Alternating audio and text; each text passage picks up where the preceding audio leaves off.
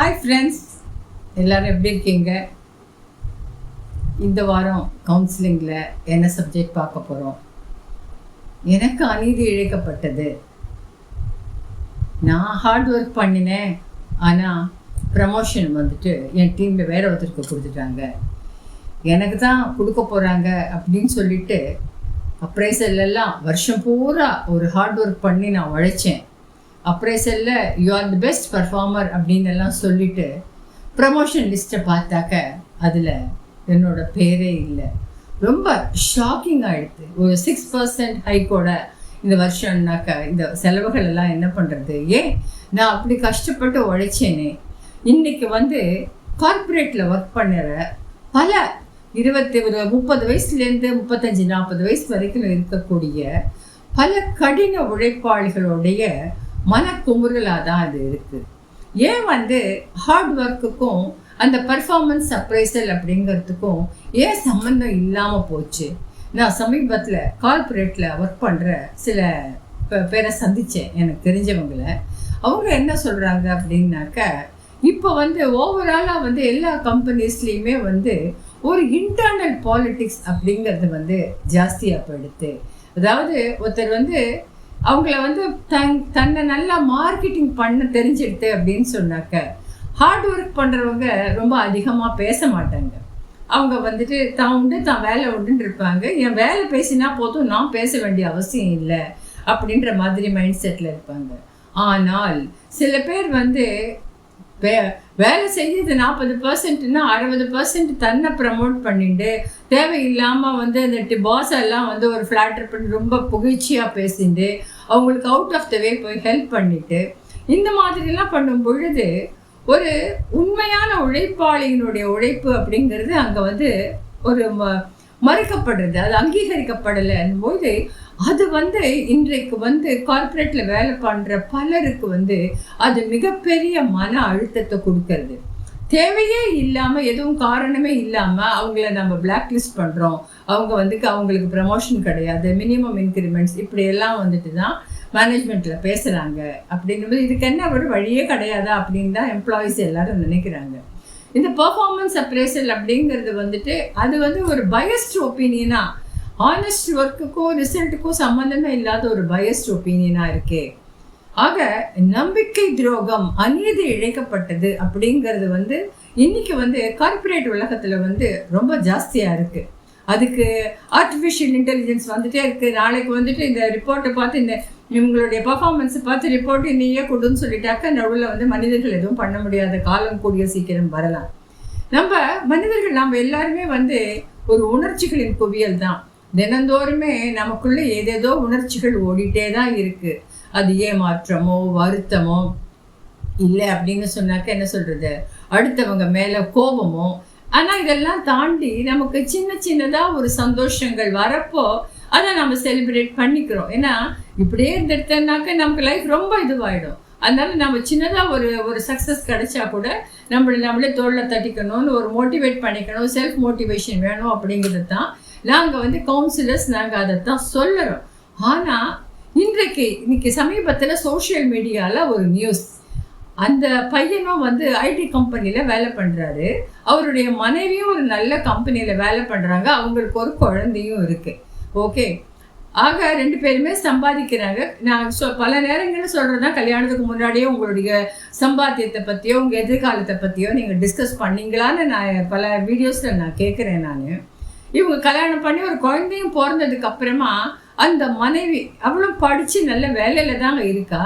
யாருடைய தூண்டுதலோ தெரியல, இந்த கணவன்கிட்டக்க ஒரு பெரிய பணத்தை கேட்டு அவள் கோர்ட்டில் கேஸ் போட்டாங்க. அந்த கணவன் மேலே என்ன குற்றச்சாட்டு சொன்னா அப்படிங்கிறது தெரியல, கேஸை போட்டுட்டா.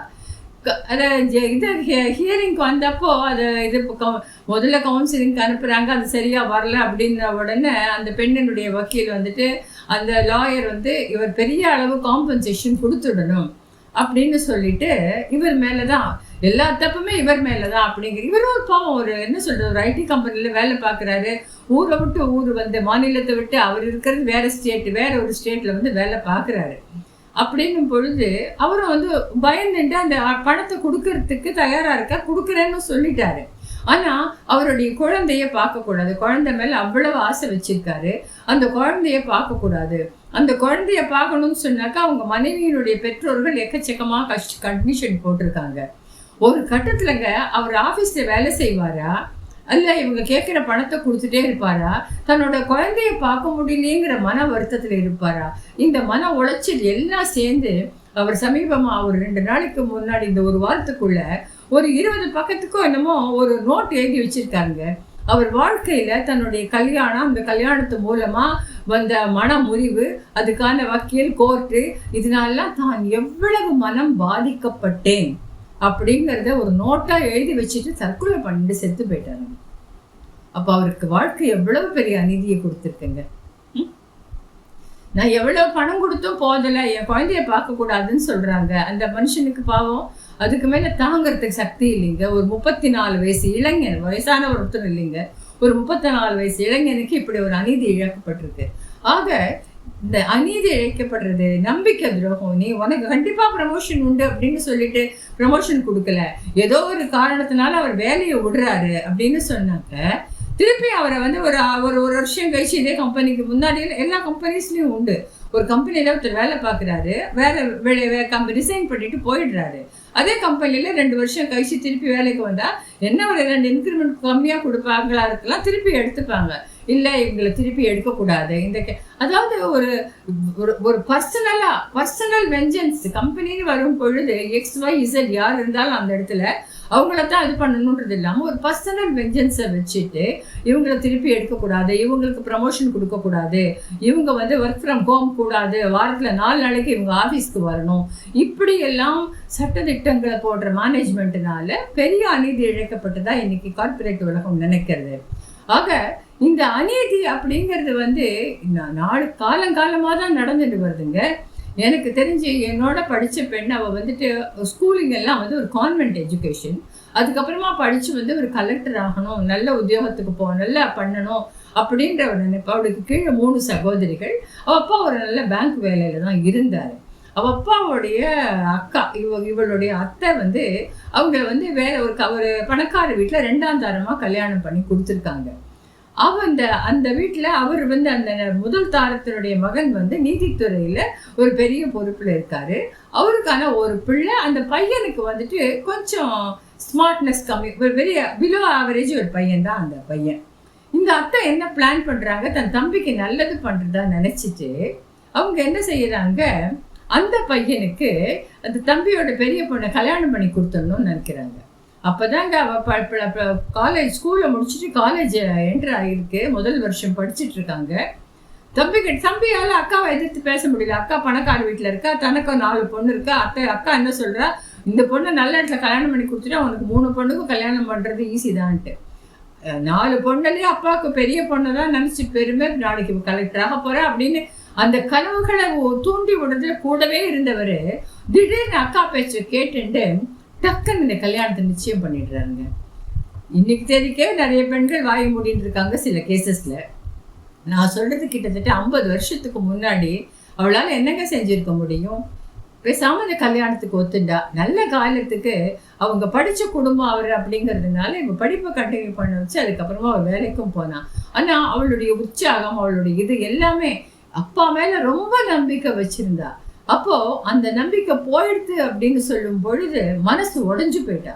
இன்றைக்கு வந்து எத்தனையோ நம்ம எதனாலலாமா நம்ம மனசு உடைஞ்சு போறோம் அப்படிங்கிறது உண்மைதான், வாஸ்தவம் தான். ஏமாற்றங்கள் தர வலி, அதுக்கப்புறமா வந்து கோபம், நம்மளால வந்து வாழ்க்கையில ஒருத்தர் எதிர்த்து பேச முடியாத ஒரு சூழல்ல மாட்டின்னு இருக்கோம் அப்படின்னு சொல்லும் பொழுது அடக்க முடியாத கோபம் வருது, அதனால ஏற்படுற வலி.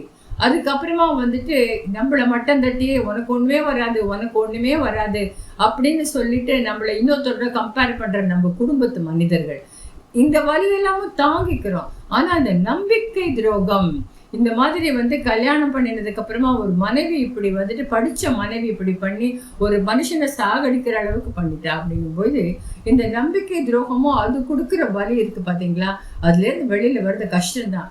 ஆனா ஒரு கவுன்சிலரா நான் சொல்றேன், என்னுடைய தோழியை சொன்னேன்னு, அவள் வந்து இன்னைக்கு வந்து அவள் வேலைக்கு போய் வேலையிலேருந்து ரிட்டையர் ஆகிட்டா.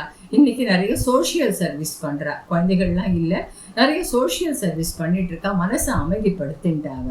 பணத்துக்கு ஒன்றும் குறைச்சல இல்லை, நல்ல வீடு. அவளும் ஒரு நல்ல பேங்க் படித்து முடிச்சா, பேங்க்கில் வேலைக்கு போனால் ஒரு என்ன சொல்கிறது, அவள் எதிர்பார்த்த வாழ்க்கை அமையல. ஆனால் கிடைச்ச வாழ்க்கைக்கு தன்னை இது பண்ணிட்டா. ஆனால் இந்த பையன் மாதிரி அந்த பையன் வந்து குழந்தைய பார்க்க முடியல, கொஞ்ச நாள் காலம் போகலான்னு இருந்திருக்கலாம். அவசரப்பட்டு அந்த பையன் தாங்க முடியாமல் ஒரு தற்கொலைக்கு முயற்சி பண்ணிட்டான்.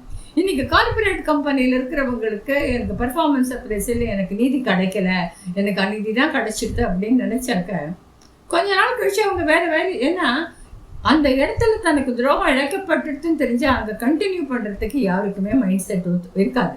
அந்த இடத்துல வந்து ஒரு ஈடுபாட்டோடு வேலையை செய்யவும் முடியாது. அந்த சுச்சுவேஷனில் என்ன பண்ணணும்னாக்க தன்னுடைய தகுதிக்கு ஏற்றபடி, தன்னுடைய ஜாப் ரெஸ்பான்சிபிலிட்டிஸ்க்கு ஏற்றபடி வேலை கிடைச்சிது அப்படின்னு சொன்னாக்க அடுத்த வேலைக்கு போயிட்டா தான் இவங்க மனசில் ஒரு நிம்மதி இருக்கும். இல்லைன்னா எப்போ பார்த்தாலும் ஒரு ஆன்சைட்டியும் ஒரு ஸ்ட்ரெஸ்ஸும் இருந்துகிட்டே இருக்கும்.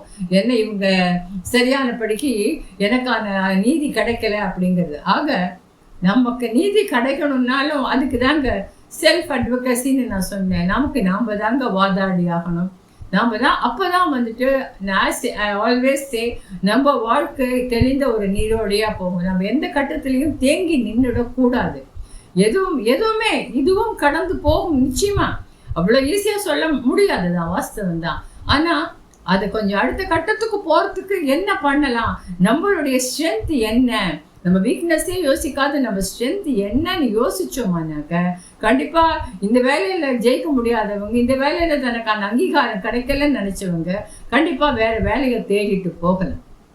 அதே மாதிரி மனைவிகளாலேயும் கணவன்களாலும் இந்த மாதிரியான ஒரு துரோகம் எல்லாம் இழைக்கப்பட்டா அதுக்காக வாழ்க்கையை முடிச்சுக்கிற அளவுக்கான ஒரு இதுக்கு அந்த இளைஞன் போயிருக்கக்கூடாது. பட் ரொம்ப அது படிக்க இன்னைக்கு சோஷியல் மீடியாவில் இன்னைக்கு பேச்சே அதுதாங்க எல்லாருக்கும் ஒரு மனசுக்குள்ள ரொம்ப வருத்தத்தை கொடுக்குற ஒரு விஷயமா இருக்கு. அந்த மாதிரி சுச்சுவேஷனுக்கு யாரும் போயிடக்கூடாது. நீதித்துறைகளோ என்ன சொல்றது, வழக்கறிஞர்களோ இரண்டு சைடையும் பார்த்து புரிஞ்சுக்கிட்டு அவங்க தீர்ப்பு கொடுத்தாங்கன்னு சொன்னாக்க இந்த மாதிரி முடிவுகள்லாம் எடுக்க மாட்டாங்க. இந்த வீடியோ கண்டிப்பாக நீங்கள் வந்து உங்களுடைய நண்பர்கள், உங்களுடைய தெரிந்த சர்க்கிளில் நீங்கள் இதை சர்க்குலேட் பண்ணுங்கள். அதனால எதுலேருந்து நம்மளால் வெளியில் வர முடியும். எல்லாத்துக்கும் நம்ம மனசு தான். we are 100% responsible for our life. நம்ம யாரும் வந்து அதாவது எந்த கட்டத்துலையும் நாம் ஒன்றும் மூளை சரியில்லாதவங்களோ இல்லை மனநிலை பாதிக்கப்பட்டவங்களோ இல்லை, நாம் நார்மல் மைண்ட் செட்டில் தான் இருப்போம். தீதும் நன்றும் பிறர் தர வாரா. நமக்கு வாழ்க்கைக்கு என்ன நடந்ததோ அது எல்லாத்துக்குமே நாமளும் ஒரு விதத்தில் பொறுப்பு தான். பெருமைக்கும் என்னை சிறுமைக்கும் தத்தம் கருமமே கட்டளைக்கல். அப்படி இருக்கும்போது ஒன்று நமக்கு நடந்துருதுன்னா இந்த அநீதியிலேயே மூழ்கி கிடக்காம இதுலேருந்து வெளியில் வந்து அடுத்த கட்டத்துக்கு எப்படி போகிறதுன்னு யோசிங்க. கண்டிப்பாக வாழ்க்கையில் உங்களால் ஜெயிக்க முடியும், மன அழுத்தம் இல்லாமல் இருக்க முடியும். Wishing you all the best. இன்னொரு வீடியோவில் நான் சந்திக்கிறேன். Thank you so much.